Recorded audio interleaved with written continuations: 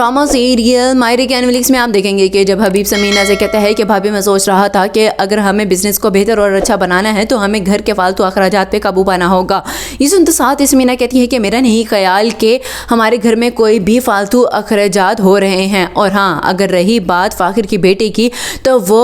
कोई फालतू खर्चा नहीं हो रहा है। ये सुनते साथ ही हबीब कहता है कि नहीं नहीं ऐसा हरगिज़ नहीं है, मैं तो सिर्फ और सिर्फ साइका बाजी की बात कर रहा था जो फालतू में ही घर में बैठी हुई हैं ना फराज कुछ करता है। ये सुनते साथ ही समीना कहती है कि अगर देखा जाए उस हिसाब से तो फिर रहीला भी फालतू ही है, घर में कुछ करती कराती तो है नहीं, इधर से उधर फिर लिया और खा पी लिया। ये सुनते साथ ही हबीब कहते हैं कि लेकिन वो तो बहू है ना उस घर की। दूसरे सीन में आप देखेंगे कि जब आलिया जमशेद की माँ से कहती है कि अम्मा मुझे माफ़ कर दें, मैंने आपके साथ बहुत ही ज़्यादा गलत किया है और बुरा भला कहा है, तो ये सुनते साथ ही जमशेद की माँ कहती है कि क्या हो गया है आलिया, तुझे अपने दिमाग पे इतना ज़्यादा जोर ना डाल, मैं तुझे कह रही हूँ आराम कर, डॉक्टर ने भी यही कहा था। ये सुनते साथ ही आलिया कहती है कि नहीं, मैं आपको इतना बताना चाहती हूँ कि जो भी कुछ मैं करती आई हूँ वो सिर्फ और सिर्फ अपनी आपा की वजह से करती आई हूँ। तो सुनते साथ ही जमशेद की माँ कहती है कि जानती हूँ मैं सब कुछ, कि तू खुद दिल की बुरी नहीं है, जो तुझे रहीला कहती आई पट्टी पढ़ाती आई तो वही करती आई है, वो बहुत ज़्यादा चालाक है। ये सुनते साथ ही आलिया कहती है कि